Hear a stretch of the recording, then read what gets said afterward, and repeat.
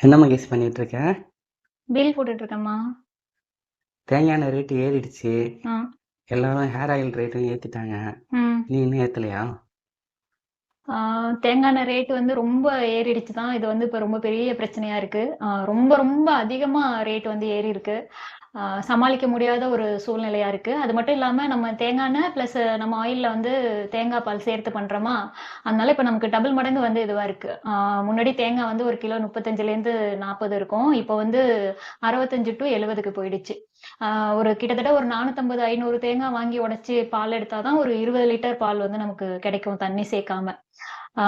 இப்ப தேங்காய் எண்ணெய் பிளஸ் தேங்காய் பால் இதெல்லாம் ஏறுறதுனால ரொம்பவே கஷ்டமா இருக்கு.